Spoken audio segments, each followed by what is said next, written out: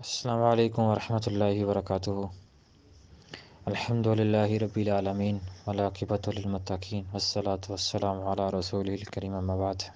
آج ہمارا سبق ہے حدیث نمبر 52، بخاری کی روایت ہے 7071۔ یہ حدیث نمبر ہے صحیح البخاری کا، اور صحیح البخاری جو صحیحہ ستہ یعنی کہ جو 6 کتابیں ہیں حدیث کی معتبر ترین کتابیں جن کو کہا جاتا ہے، مشہور معروف، اس میں سے پہلا درجہ جو ہے وہ حدیث کے اعتبار سے صحیح البخاری کا ہے۔ قرآن کے بعد سب سے جو صحیح ترین کتاب ہے وہ صحیح البخاری ہے۔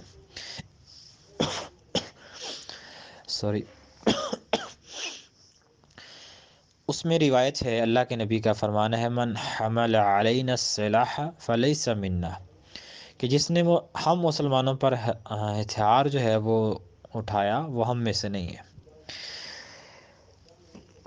یہاں بڑے اختصار سے میں 2-3 پوائنٹس جو ہیں ان کو واضح کرنا چاہتا ہوں۔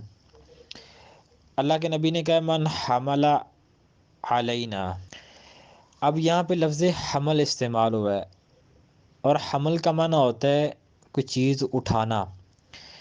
جیسا کہ خواتین جب پریگنسی میں ہوتی ہیں تو اس کے اوپر عربی میں ایک لفظ بولا جاتا ہے حاملہ، کہ عورت حاملہ ہو، تو وہ حاملہ جو ہے وہ عورت کے لیے بولا جاتا ہے۔ اگر کوئی مرد نے کوئی چیز اٹھائی ہو تو اس کو عربی زبان میں حامل کہتے ہیں نا، کوئی چیز اٹھانے والا۔ تو یہاں بھی لفظ حملہ، یہ حملہ جو ہے یہ فعل ماضی کا صیغہ ہے، واحد مذکر غائب کا۔ تو اللہ کے نبی نے کہا من حمل علینا السلاح، کہ جس نے ہم مسلمانوں پر ہتھیار اٹھایا۔ اب سلاح کا جو معنی ہے یہ 2 معنوں میں استعمال ہوتا ہے، ایک اسلحہ کے معنی میں، یعنی کہ ایسا اسلحہ جو جنگوں میں استعمال ہوتا ہو، اور دوسرا اس کا معنی عمومی آلات جنگ ہیں، یا عمومی آلات ایسے ہیں جو نارمل ہمارے گھروں میں یا استعمال ہوتے ہیں، چھری، چاقو، اس طرح کی جو چیزیں ہیں وہ بھی آ جاتی ہیں اس کے اندر۔ اور تیسرا اس کا معنی یہ بھی ذکر کیا کہ ہر وہ قسم کا ہتھیار جس کے ذریعے مسلمان کو مارنے سے اس کی موت واقع ہونے کا ڈر ہو، یہ چیزیں اس کے اندر آئیں گی۔ 3 معنی ہو گئے، ایک وہ آلات جو جنگی آلات ہیں، دوسرا معنی اس کا یہ ہے کہ جو عمومی جیسے کہ چھری، چاقو وغیرہ کے چیزیں ہیں، اور تیسرا اس کے اندر ہر وہ قسم کی چیز شامل ہو جائے گی جس کو اٹھا کر مسلمان کو ماریں یا بندے کسی کو ماریں تو اس کی موت واقع ہونے کا ڈر ہو، تو یا موت واقع نہ ہو لیکن زخمی شدید ہو جائے، تو اس صورت کے اندر بھی یہ اس حدیث کا استطلاق ہوگا۔ تو اللہ کے نبی نے کہا من حمل علینا السلاح، کہ جس نے ہم پر اسلحہ اٹھایا یا ہتھیار اٹھایا یا ایسی چیز اٹھائی جس کے ذریعے موت یا زخمی ہونے کا خدشہ ہو، تو اللہ کے نبی نے کہا فلیس منا، وہ ہم میں سے نہیں ہے۔ اب اس حدیث کے 2 پارٹس ہیں۔ پہلے پارٹ میں اللہ کے نبی نے ایک بیان دیا ہے، ایک وجہ ذکر کی ہے، ایک چیز کو بیان کیا ہے، اور آخر میں اس کی ریزن کہی ہے کہ اگر آپ ایسا کریں گے تو فلیس منا، پھر وہ ہم میں سے نہیں ہے۔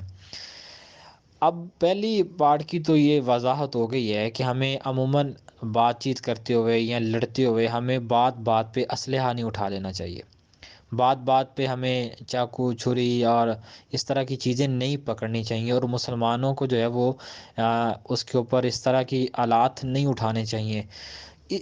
اس حدیث کا بیسیکلی مقصد یہ ہے کہ مسلمانوں کو آپس میں لڑنا نہیں چاہیے۔ یہ ہے اللہ کے نبی کے اس حدیث کے اوپر بہت سا میں نے غور و فکر کیا تو مجھے یہ بات سمجھ آتی ہے کہ اللہ کے نبی کی اس حدیث کا مطلب اشارتاً وہ بات سمجھانا ہے کہ مسلمانوں کو آپس میں لڑنا نہیں چاہیے نا۔ اب آپ کہیں گے اس حدیث سے کہاں سے یہ مسئلہ نکلتا ہے؟ اب دیکھیں قرآن پاک میں اللہ تعالیٰ نے کہا ہے کہ آپ نے والدین کو اف نہیں کہنا۔ اب والدین کو اف نہیں کہنے کا مطلب یہ ہے کہ والدین سے لڑنا نہیں ہے۔ اف کہنے کا مطلب یہ کہ والدین کے آگے بولنا نہیں ہے۔ اف کہنے کا مطلب یہ کہ والدین سے بد کلامی آپ نے نہیں کرنی ہے۔ اف کا مطلب یہ کہ بدتمیزی آپ نے نہیں کرنی۔ تو ایک اف کا اصول دے دیا نا قرآن نے، اسی طرح حدیث نے ایک اصول بیان کر دیا کہ ان کے لیے من حمل علینا السلاح، اسلحہ نہیں اٹھانا، مطلب یہ آپ نے لڑنا نہیں ہے، مطلب اس کا یہ ہے کہ آپ نے آپس میں لڑائی جھگڑا نہیں کرنا، مطلب یہ ہے کہ آپ نے آپس میں ایک دوسرے کو مارنا نہیں ہے، اس کا مطلب یہ ہے کہ آپ نے بات بات پہ چیزوں کو اٹھا کر ایک دوسرے کو نشانہ نہیں بنانا۔ یہ جو قوت سلاح ہے، اس کو بیسیکلی استعمال کرنے کا جو ہنر اور فن ہے نا، وہ دشمن کے لیے استعمال کرنے کے لیے رکھا گیا ہے۔ قرآن بھی کہتا ہے نا کہ مستطاعتم وَاسْتَعِدُّوا مَاسْتَطَعْتُمْ، یعنی کہ جتنی آپ کی طاقت ہے نا اس کے مطابق آپ اپنے آپ کو ہمیشہ دفاع کی پوزیشن میں رکھیں۔ تو یہ ہمارا دفاع جو ہے، جو ڈیفنس سسٹم ہمارا ہے، یہ ہونا چاہیے دشمن کے لیے۔ لیکن آج کیا ہے، آج باپ بیٹے سے لڑ رہا ہے، ماں بیٹی سے، ساس بہو سے، داماد جو ہے وہ اس کا معاملہ سسر سے، ساس کا معاملہ، مطلب ہماری لڑائیاں آپس کی ہیں ہمارے معاشرے میں۔ آپ ایک دن کی کوئی بھی نیوز اٹھا کے دیکھ لیں، یا آج ہی دن اس بات کو آپ آزما کے دیکھ لیں کہ آج کی کسی بھی چینل کی آپ نے 9 بجے کی ہیڈ لائن سنی، کیونکہ وہ جو 9 بجے کی ہیڈ لائنز ہوتی ہیں وہ خلاصہ ہوتی ہیں تمام دن کی نیوز کا۔ تو اس کے اندر کم از کم آپ کو 3 سے 4 نیوز ایسی ملیں گی جس کے اندر کسی کی موت واقع ہوئی ہے، یا کسی نے کسی کے اوپر زیادتی کی ہے، یا کسی نے ماں نے بیٹی کو مار دی ہے، یا باپ نے بیٹی کو مار دی ہے، بیٹے نے باپ کو مار دیا ہے، یا کہ بھائی نے بھائی کو مار دیا، جائیداد کا قتل ہو گیا۔ تو یہ منیمم 4 نیوز آپ کو ایسی ضرور ملیں گی جس کے اندر قتل کا ذکر ہوگا اس کی۔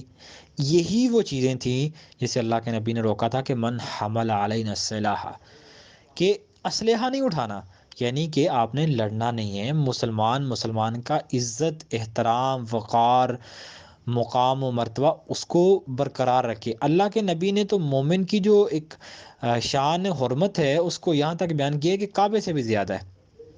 تو ایک مسلمان کی کعبے سے زیادہ عزت و احترام ہو تو اس کے اوپر ہم اسلحہ اٹھائیں، یہ اچھی بات نہیں ہے۔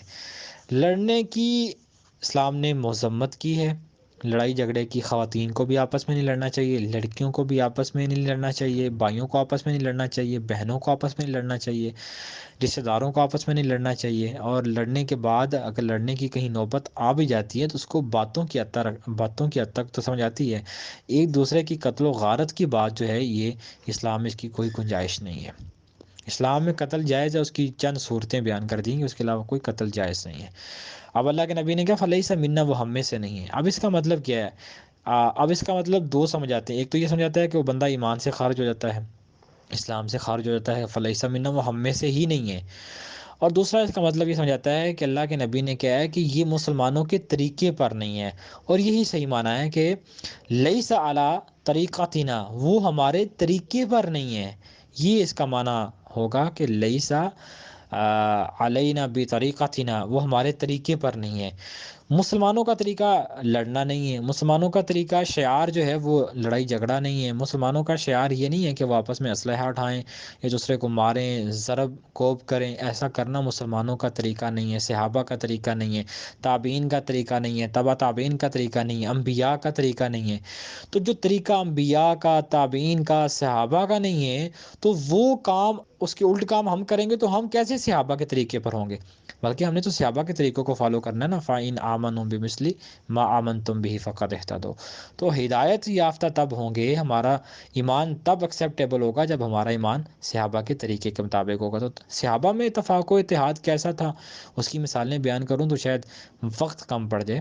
تو ہمیں صحابہ جیسا اتفاق، اتحاد، محبت، مودت، عقیدت، ایک دوسرے کا احساس، ایک دوسرے کا برداشت، ٹھیک ہے، حوصلہ، اپریشیٹ، یہ تمام وہ پرنسپلز ہے جن کو ہم نے فالو کرنا تھا۔ لیکن افسوس سے کہنا پڑتا ہے کہ ہماری سوسائٹی سے یہ چیزوں کا فقدان ہمیں مل رہا ہے۔ ہر چیز میں فقدان ہے، معاشرے میں رواداری نہیں ہے، احساس نہیں ہے، خیر خواہی کا جذبہ نہیں ہے، برداشت نہیں ہے ہمارے، ہم بات بات پہ لڑتے ہیں۔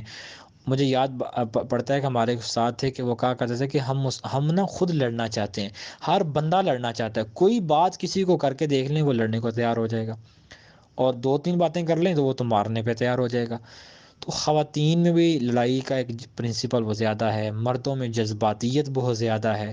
تو ان چیزوں کو ہم نے کنٹرول کرنا ہے. کنٹرول کیسے کرنا ہے؟ اگر ہم اسلام کی تعلیمات کو فالو کریں گے، ہم سمجھیں گے کہ اسلام ہمیں کس چیزوں کو فالو کرنے کا کہتا ہے، اگر وہ کریں گے تو لڑائی جھگڑے، قتل و غارت، فتنہ فساد وہ نہیں ہوگا، سکون امن ہوگا. وہ تب ہوگا جب ہم اللہ کے نبی کی تعلیمات کے اوپر عمل کریں گے. اللہ ہمیں صحیح معنوں میں کتاب و سنت پر عمل کی توفیق نصیب فرمائے. آمین.